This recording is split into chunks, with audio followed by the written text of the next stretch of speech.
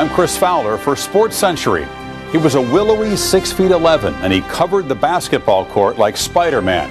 Picked fifth in the 1995 draft by the Minnesota Timberwolves, Kevin Garnett did what hadn't been done in a generation. He went straight from high school to the NBA. As we'll see in the next hour, his passage opened the floodgates and transformed the league. I'd like to thank all you for attending my press conference today. As you all know, on May 10th, I declared myself eligible for the NBA draft. I made my decision to declare myself for the draft to keep all my options open.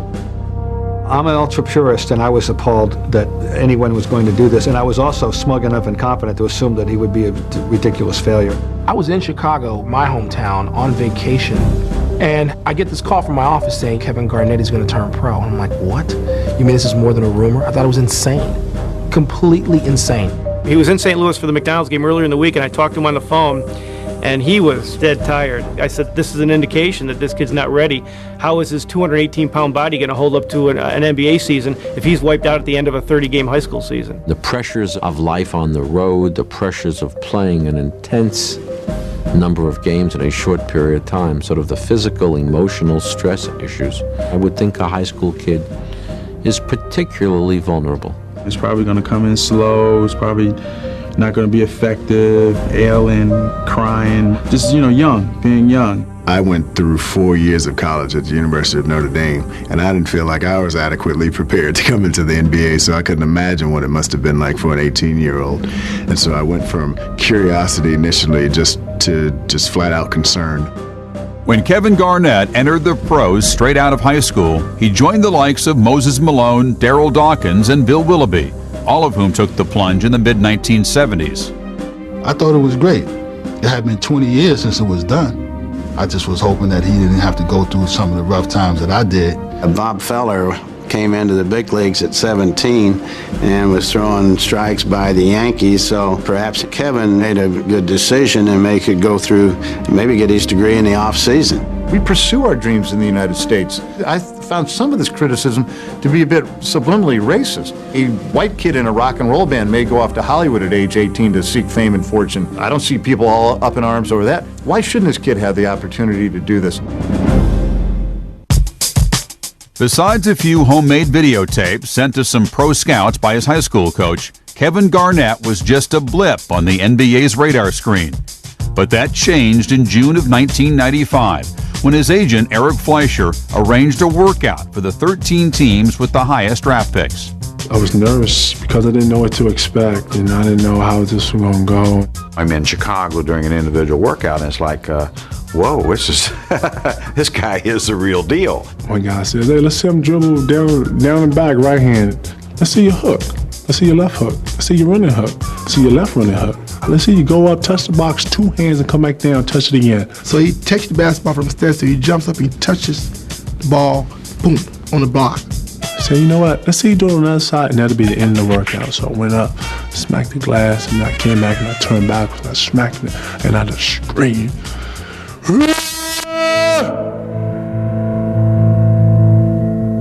Thank you. Walked out. I saw this unbelievably pterodactyl type player that was already incredibly skilled and mobile and athletic. The way he handled the ball, the way he shot it, the way he moved with the ball. I mean, I went from going in there thinking, I'm not gonna take the kid, just we'll go watch the workout, to thinking, damn, I think I will take that kid if he's available. That's pretty amazing. They walked out of that workout saying, we're not telling anybody about this. If anybody asks, we're not interested in this kid, but this is our guy. We were drafted the same class, and they throw this high school kid in there. They're like, yeah, they're thinking he's gonna be a first rounder. Like 2 weeks later, hey, they're saying this kid's gonna go in the top 15. And like 2 weeks later, like, hey, this kid's gonna be a lottery pick, but he's gonna be like top 7. I'll never forget the words, David Stern, and they sound so gorgeous coming out of his mouth with the 5th pick. With the 5th pick in the 1995 NBA draft, the Minnesota Timberwolves select Kevin Garnett from Farragut Academy in Chicago. And they called, and I was like, oh.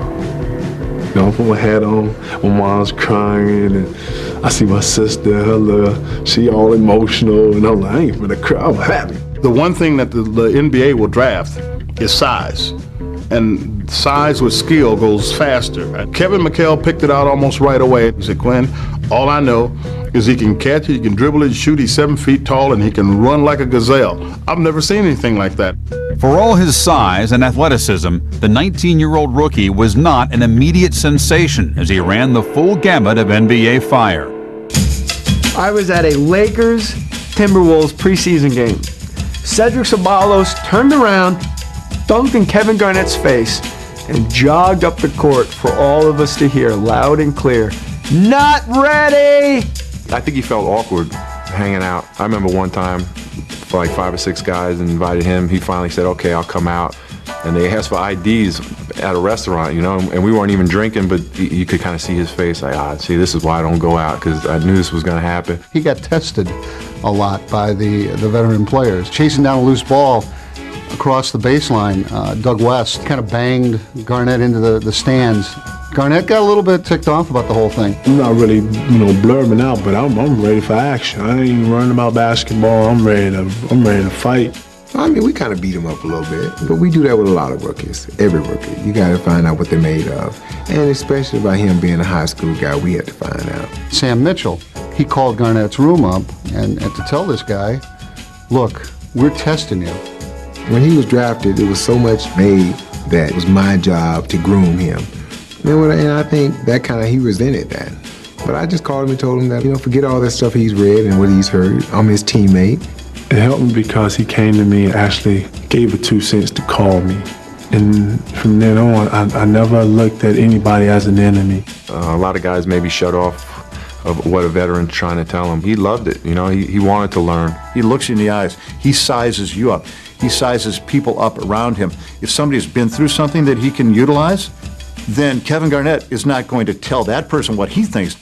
The first time I met Kevin, I got this just great vibe from him, He was asking me questions, what do I do in Minnesota? What are the people here like? Because I want to be in the community. There's other players that have come through that it's like, just show me how to make money. I remember being struck right away by his presence. Here I am getting ready to interview him.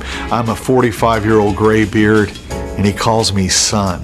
Kevin Garnett's first game at Madison Square Garden, he walked to the center of the court to check into the game, and he was met by Patrick Ewing. Ewing looked at Garnett and said to him, "What's up, young fella?" And Kevin Garnett looked back and he said, "What's up, Gramps?" Behind the bravado was deep talent struggling to break the bonds of inexperience. Basketball's tough. I mean, there were times I had to tell them, keep your head up. One thing I guarantee all rookies, I guarantee them this, you'll get your ass kicked. One of 2 things happen. Either you get a lot better or you quit. I didn't think he had much quit, and I mean, he'd get better.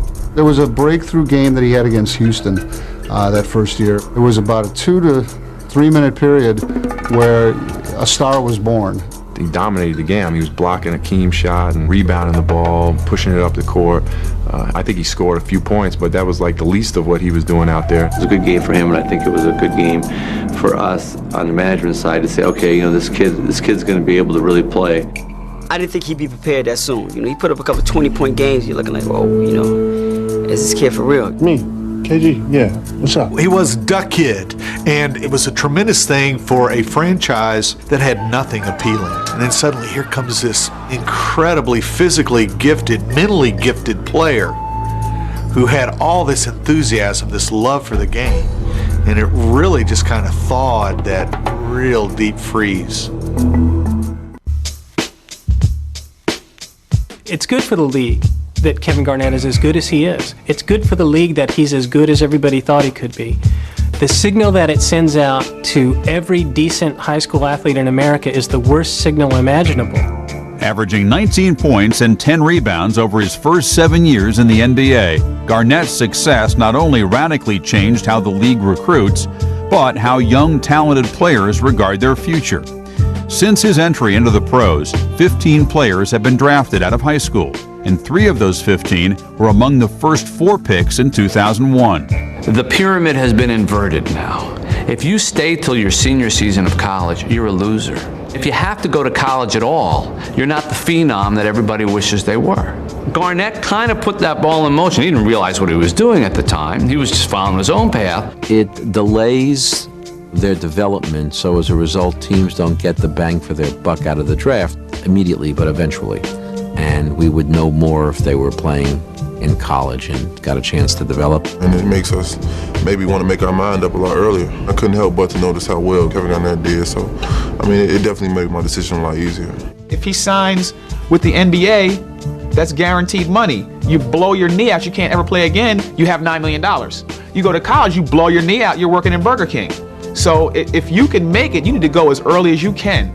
It has changed college recruiting just totally now since the advent of players like Kevin Garnett. You just have to try to evaluate how long are you going to have him, because if you're only going to have him for a year, that's going to hurt your program. I don't care how good that guy is.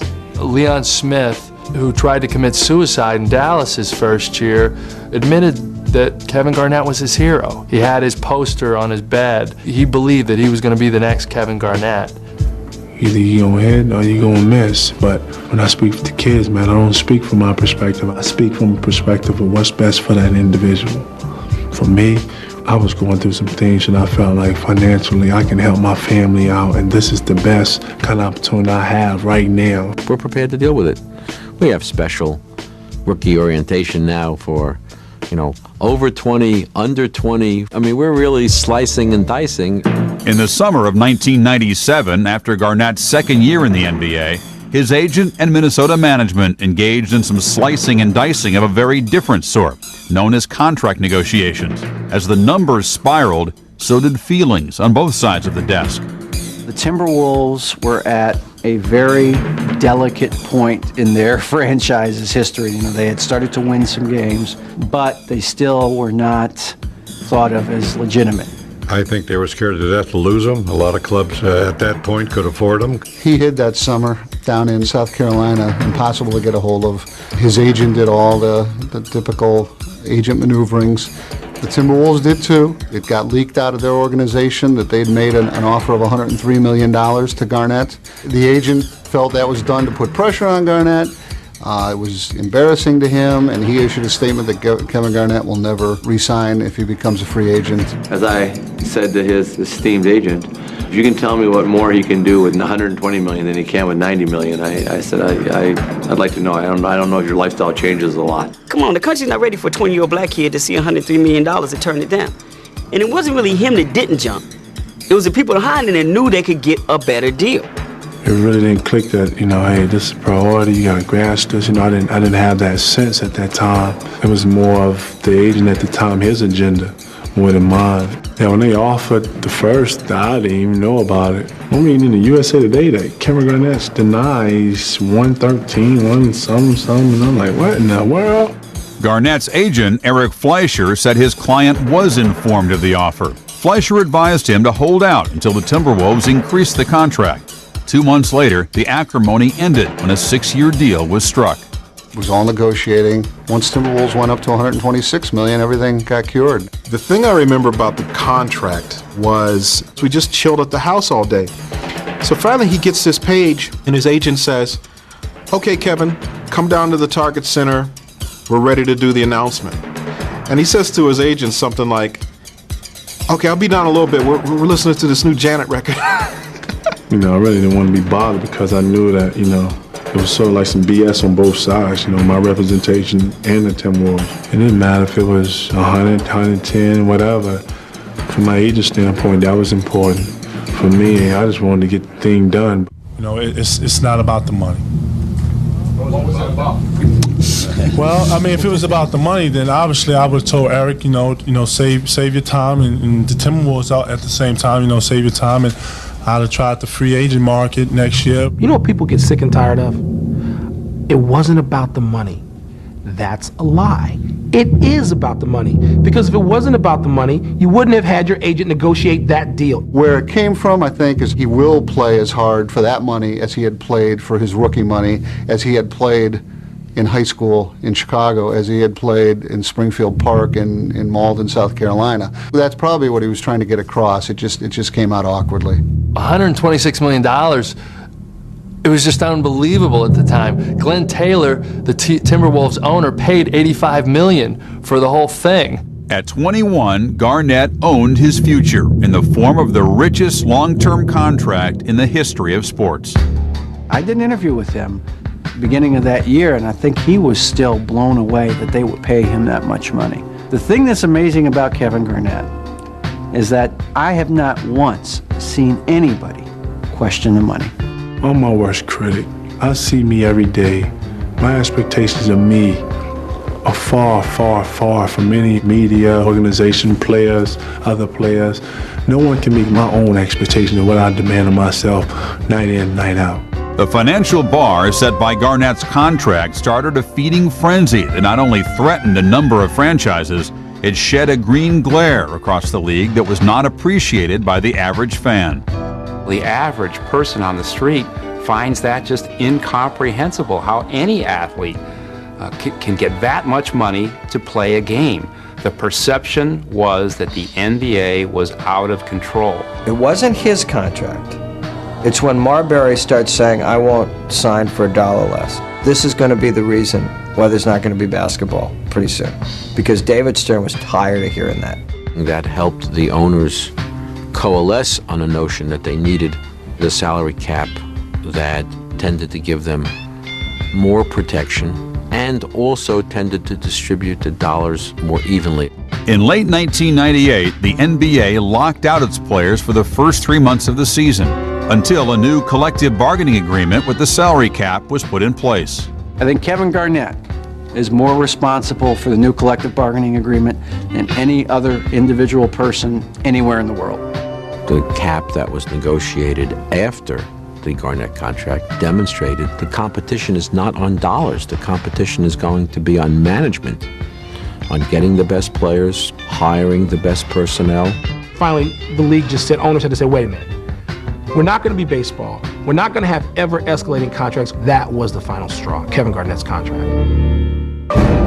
Malden is this quiet suburb of Greenville, South Carolina. I thought it was like an outdoor library. I remember across from the high school, there was like a farm field with goats grazing. And No, it was more suburban. It wasn't like Greenville. It didn't have the hoods, and very different from where I had moved from. I just looked at it like, Mom, okay, we're rich now, And my mom very quickly let us know that she was working her butt off every day to just so that we have something decent. Born on May 19, 1976, Kevin and his two sisters grew up under the strict regime of Shirley Garnett, a single mother devoted to the notion that books and not hoops was to score high in the game of life. She felt like basketball would be a distraction to what was most important to her, which was education and academics. In fact, when he tried out for the Malden team, she didn't realize that he was on it until after the season began because he was afraid to tell her. And I'll never forget her watching her just walk into the gym, and I'm warming up, you got to get a nice sweat. And I'm like, I can read her lips. She said, you are mine when you get home. Kevin's stepdad didn't want to have a backboard and hoop mounted on their garage. Just figured it looked bad, too much work, and a waste of time for the kid. This is what I want to do. So, I snuck and I played, and I snuck out, and I got in trouble. Him and his stepfather, they didn't see eye to eye. You never really saw him playing with him. You didn't see them doing the father-son things. And I guess that's why he clinged to everybody else's father. All my friends have fathers, and I had a stepfather who, he provided for us, but, was never at home. Took my mom through all kind of crazy stuff, and, knowing that wasn't my real father, I'm absent on a whole nother side that's really me. Garnett's biological father, O'Louis McCullough, had been known on his high school basketball team as Bye-Bye 45 because of his talent on the break. Kevin didn't know much about him until meeting that side of the family. Kevin and I first met in middle school. It was not until a few months later, my grandmother had made a call home and said Dad found Kevin and seen Kevin in years since he was a baby. As we went to my grandmother's house and I walked around the corner, he was standing on the steps. And I was like, we both looked at each other like, oh, God. And we both went, oh, man, we're cousins? He was like, yeah, y'all cousins. And I was like, oh. Kevin Garnett learned about basketball and the lessons therein at the Springfield Park courts in Malden. For me, it was where I learned the emotion. It's where I learned a skill. It's where I learned how to stand up for myself. He's actually, I think, been taken home by the police at 2 o'clock in the morning. He'd go out there and play all night, and it didn't matter if people were there or not. You know, he was short at the beginning, so he had ball handling skills. And once he began getting taller, it made him, you know, a better player. I can remember at 12, being that I was 17, and I would get rebounds and I would bounce the ball off his head, and I would just talk trash to him all day. He would get very frustrated, but he wouldn't quit. And at times he would tell me, I'm going to beat you one day. I'll never forget the day that I hit the shot to beat Bear, and I cursed him out so bad and told him to get off the court and called him fat and start talking about his brother and his mom, and he had to get off the court and he was hot. When he entered Malden High School in 1991, Garnett was a force to be reckoned with. Kevin was about 6'7" as a freshman, and he had, like I say, good feet, good hands, but he was a tremendous shot blocker. He averaged 7 block shots a game, even as a freshman. My assistant, Bill Guthridge, is a very good judge of talent. He went to see him as a 9th grader because the coach asked him to. And he said, my gosh, if he could turn to go to college right now, we'd take him. And he was averaging like about 28 points, about 16 to 18 rebounds, and 5 or 6, 7 blocks, and 3 or 4 assists as a sophomore. In the beach ball classic, went 5 overtimes, and he got 40 points and did not want to shoot it. He said, Coach, I'm getting tired of this. I said, well, get tired, because it's going inside every time, and you're going to take the shot. His popularity, it just began to grow. I didn't realize until we would go to the mall and kids just knew him. Grown-ups started to recognize him. He was like a professional basketball player in high school, and that's the way people treated him. And he never really got the opportunity to be that kid. In the spring of Garnett's junior year, he was caught in an incident at high school that threatened to derail his basketball career. Black kid and a white kid get into it, they get to fighting, and so I'm trying to see what's going on. I'm looking over everybody, and kid comes upstairs and he's ticked off and kicks the locker and breaks his ankle. One of the kids became very upset about it, and his father was upset about it, and they pursued it. He accused Kevin of being one of a group of 4 or 5 youngsters that chased him down the hall. Kevin denied that he struck him. He wasn't necessarily in the fight, but he was there, as were many people. So when the teachers came to find out what was going on, everybody started naming people who were there, and they said Garnett was there. But, you know, he's at that point 6'7", 6'8", you know, like everybody remembers that he was there. They came to school and got me. Came to school, arrested me, and that's the first time that I was able to see the real from the fake. His coach never really had his back. He said his coach just like disappeared on him. His coach turned his back on him, basically. When the incident got blown out of proportion, it hurt him. It was like, here's my town, and I'm known. Then it was like, now I'm being let down. Nobody came to bat. Well, I don't really know all the things that went into it, but I know he didn't appreciate being put out of school or anything, and I know he was unhappy the way it was dealt with. I never forget, man, just being in depression. Like, I would get up, I would take a shower, and I would just go back to bed. And the room was black, and I was sitting there and I wasn't eating. As one of 5 students charged with second-degree lynching, Garnett was released on $10,000 bail. Faced with pending legal proceedings and the possibility of expulsion from school, Garnett's expected invitation to a Nike basketball camp was also in jeopardy. This was a big issue for the Nike people.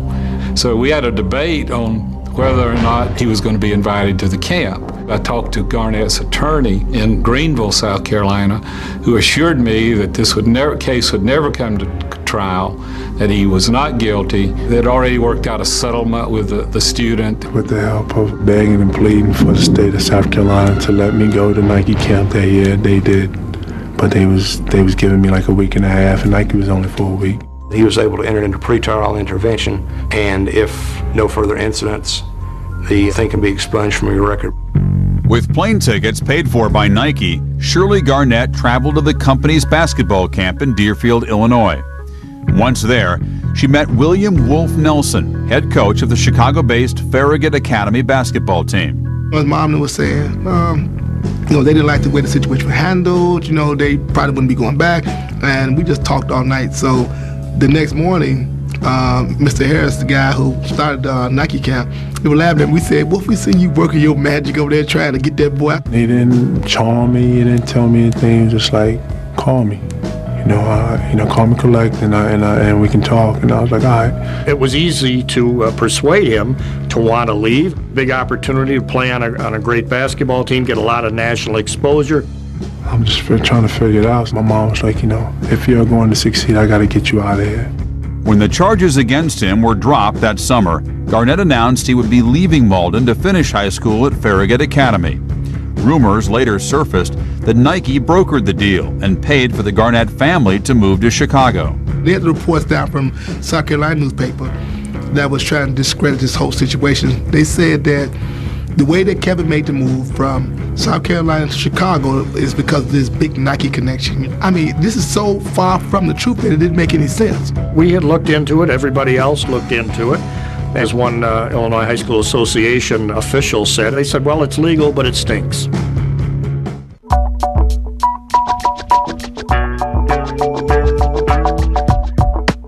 My mom was just like, I worked too hard for us to, take steps back to living in the hood. And we found a place inside the building that my coach stayed in and, just found ways to get by month to month. Living on Chicago's west side, Garnett shouldered responsibilities other than basketball and school.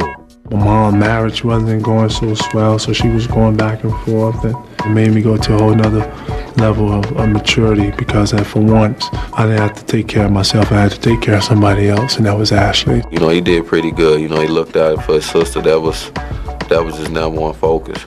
We had our little routines, how we saved money, how we ate. I mean, it was just times, man, where, you would play, basketball for the local hood cast that, had the money and could help you. And that's how you got by. And we totally hustled that whole year. A lot of us, myself included, thought, well, he's really going to struggle going from, Malden, this placid, quiet suburb, middle class, to the west side of Chicago with gangs and high crime rate and all sorts of problems. But Kevin adjusted well. Keep it up high. Yeah. So I would come downstairs to start practice. Practice had already started. They were running hard. Kevin was the first one down, first one back. He was go. Kevin said, hey, man, I didn't come over from South Carolina to lose, man. You better get with the program. Chicago, with the exposure and with the players that they have there, just gave me a chance to show what I can do. I had a teammate with Ronnie Fields that was probably better than I was. Ronnie was 6'2" and could touch the top of the square with his elbow. He was a spectacular player. Everywhere we went, it was like rock stars, like we couldn't believe it. It would be nothing for to look out there and you see a bunch of pros who are coming in to play the Bulls, to be sitting on the front row. Probably the best game Kevin ever played. It was very Jordan-like in that he had the flu and he was definitely under the weather. Just when it looked like they were beat and when they were at their lowest point, Ronnie Fields had fouled out with 6 minutes left. Kevin, at that point, took over the game. It was just like letting a monster out the cage. I don't know where he got some strength from. I mean, you got guys hanging on his arm, he carrying him to the basket, he jumping up, grabbing the ball out of midair. He scored 25 points in the fourth quarter, 14 in a row. With such performances, Garnett became linked in the Chicago area's circle of high school legends, Isaiah Thomas, Mark Aguirre, and Doc Rivers. There was also talk of the unthinkable. When he first moved to Chicago, I was told by Wolf Nelson, Bob, don't be surprised if Kevin never goes to college. Agents are telling me that he would be drafted.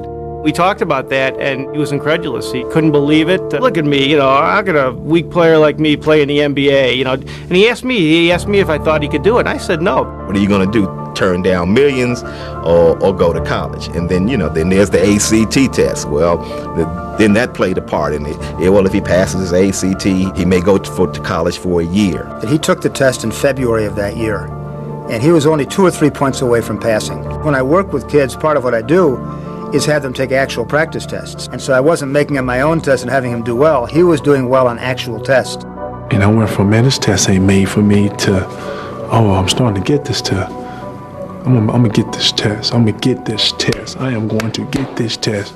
He didn't want to be thought of as stupid. It bothered him a lot that his academic record, became an issue when school and eligibility for college came up. And he did not like the fact that it was publicized that he could not pass the ACT. If I pass my test, I'm going to college. I'm taking my black behind to college. Despite failing to get a qualifying standardized test score, Garnett was recruited by many Division I schools.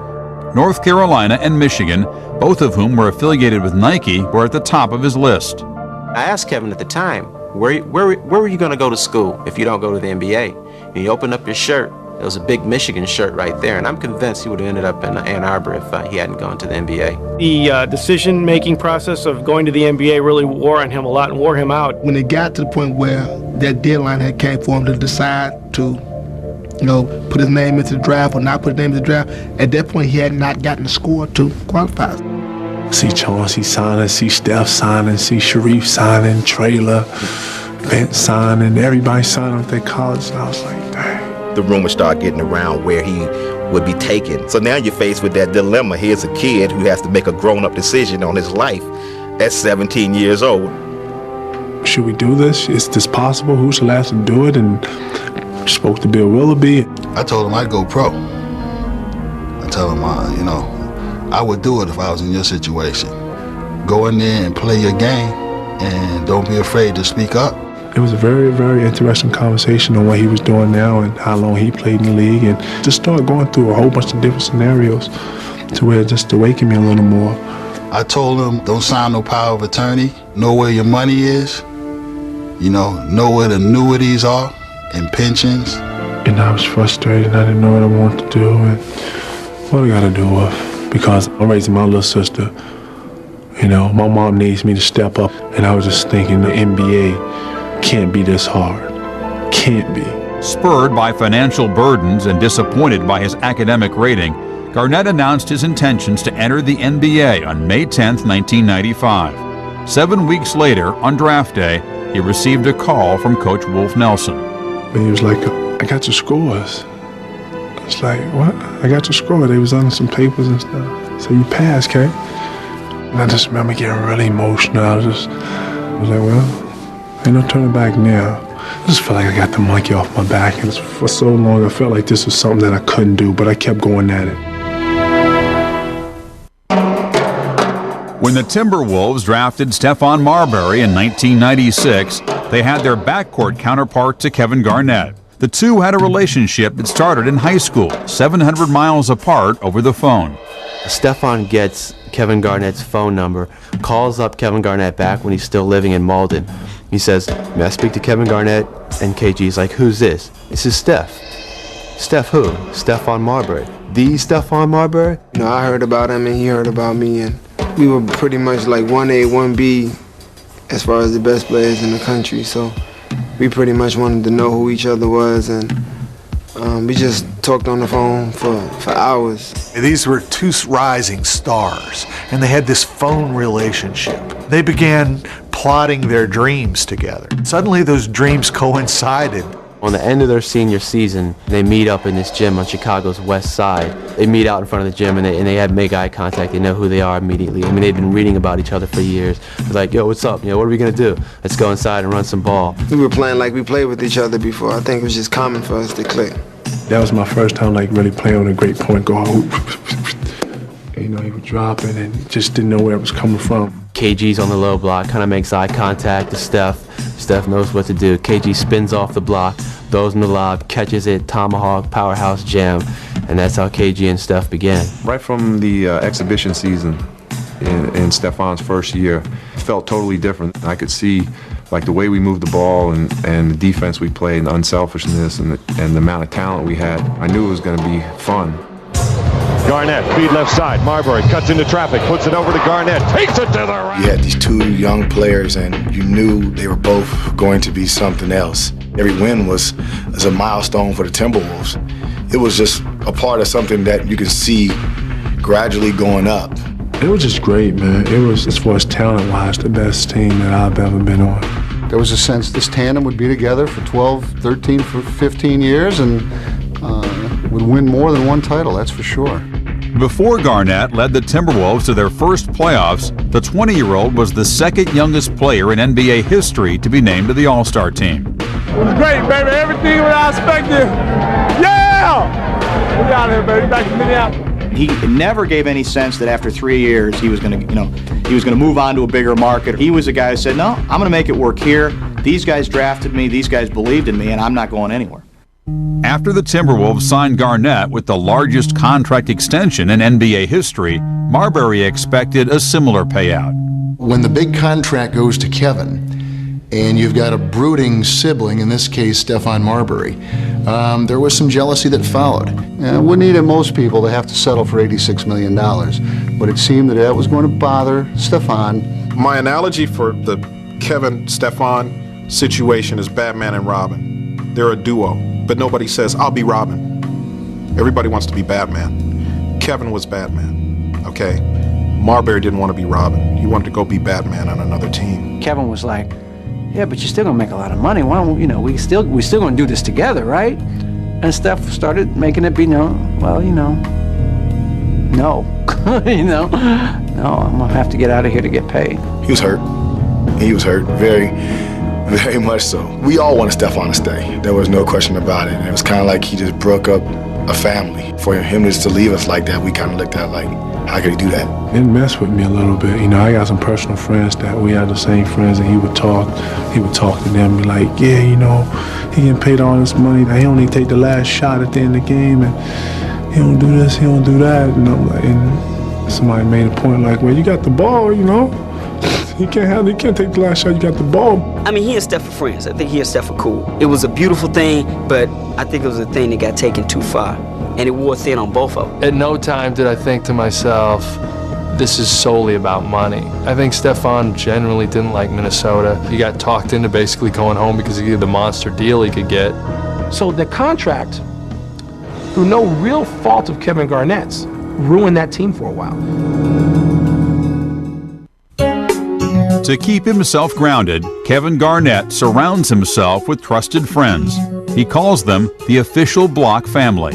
He had this mentality of, I shine, you shine, and if he did well, they would do well. That's why they call it the official block family. That's all his guys. And I'm like, what you doing? Oh, I'm in charge of the fan club. What are you doing? I'm in charge of special projects. What are you doing? I'm setting up his website. Y'all are joking. It's like they're playing business, but they're serious. It's about family. It's about, giving people opportunities.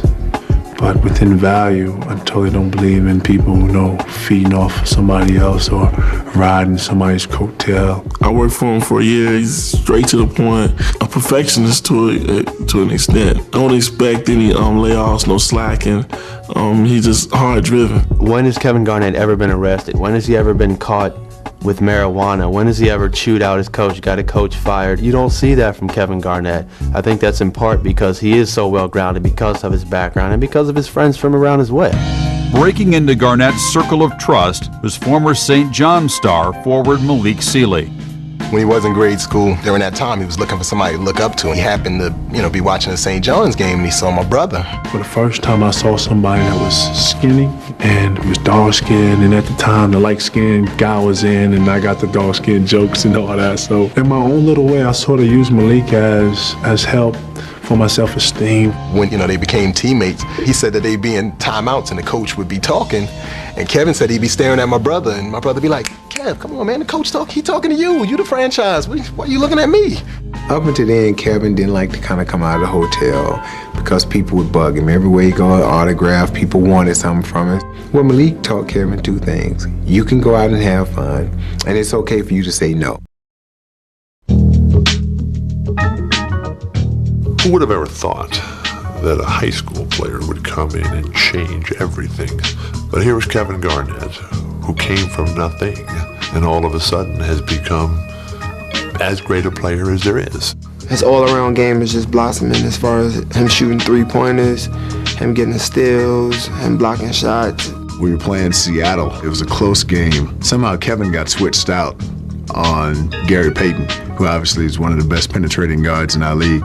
And Gary didn't get to the basket because Kevin got down, got in the stands. You have probably the most totally prehensile player since Michael Jordan. It's like the next stage of evolution after Michael Jordan. Tim Duncan is moving faster because of him. Chris Webber is moving faster because of him. You look at this whole influx of the new power forward in the league, and that's really Kevin's impact because they've changed their game to keep up with him. Although the Timberwolves reached the playoffs every year since 1997, Garnett has not been able to take them into the second round. Even after gaining their first home court advantage in 2003, Minnesota lost to the Lakers in 6 games. Damn.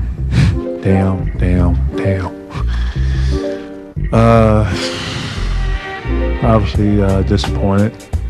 Kevin Garnett has Magic's smile and boyish exuberance.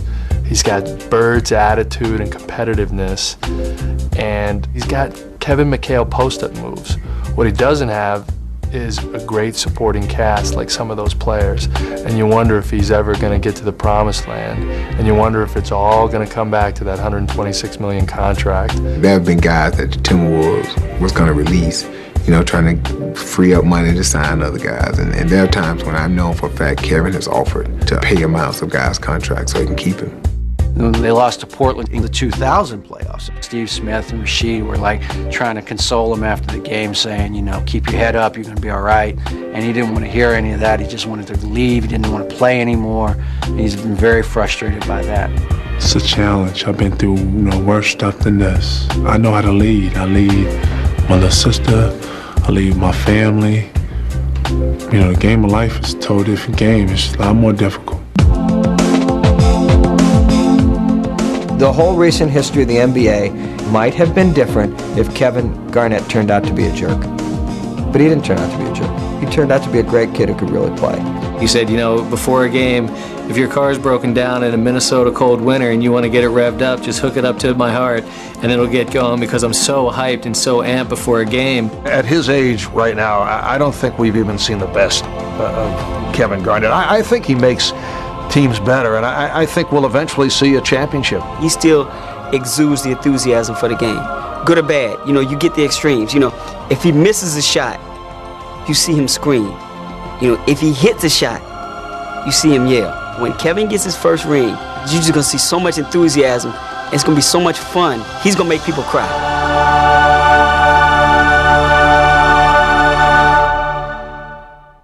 As Minnesota's all-time leader in points, rebounds, steals, and blocks, Kevin Garnett has become one of the most dominant players in the game. While his success has pleased the NBA, there has followed such a migration from high school that the league is forced to confront the issue of age. Specifically, how young is too young? For Sports Century, I'm Chris Fowler.